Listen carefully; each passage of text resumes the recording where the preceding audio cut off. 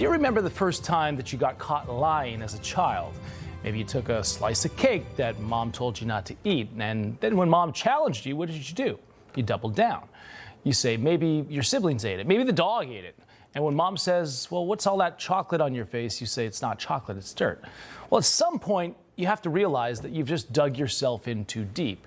And unless you're a congenital liar, you stop, admit it, and ask for forgiveness. Unless you're Joe Biden. Then you just keep doubling down over and over. Remember when Joe ran for president in 1988? Well, he plagiarized. Watch. Cannot measure the health of our children. The health of our children. The quality of our education. The quality of their education. The joy of their play. Or the joy of their play. Word for word. He stole from both John F. Kennedy and Robert F. Kennedy, and not to forget, he plagiarized a speech from British Labour politician Neil Kinnock. Watch this. No, it's not because they weren't as smart. It's not because they didn't work as hard. It's because they didn't have a platform upon which to stand. Anybody really think that they didn't get what we had because they didn't have the talent or the strength or the endurance or the commitment? Of course not. It was because there was no platform upon which they could stand. You would think someone who gets caught so flagrantly plagiarizing would give up. But Joe Biden doubled down. When asked about his law school career, here was his answer.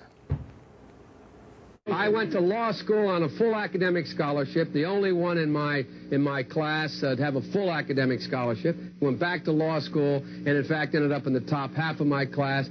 I was the outstanding student in the political science department at the end of my year. I graduated with 3 degrees from undergraduate school and 165 credits, only needed 123 credits. Biden now concedes he did not graduate in the top half of his law school class, that he does not have 3 degrees from college, and that he was not named outstanding political science student in college. Newsweek says Biden actually went to school on a half scholarship, ended up near the bottom of his class, and won only 1 degree, not 3.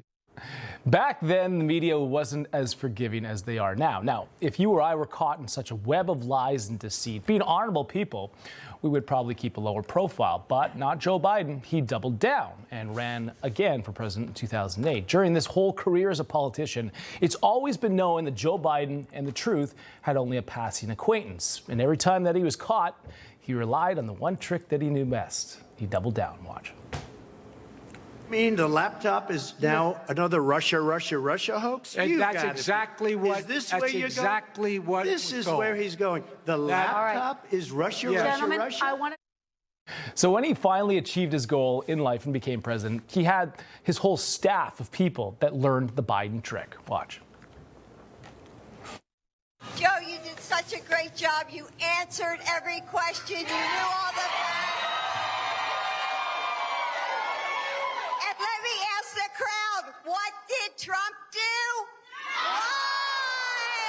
On the annual letter from Dr. O'Connor, he said that the president continues to be fit for duty and fully executes all of his responsibilities without any exemptions or accommodations. Just because it's been a couple of months, do you know if that statement is still accurate? It's still accurate. So no exemptions, no accommodations? No exemptions, no accommodations. I think you all have called this the cheap fakes video, and that's exactly what they are. They are cheap fakes video. They are done in bad faith. And some of your news organization have been very clear, have stressed that these the right-wing critics of the president have a credibility problem. Cheap fakes, remember that?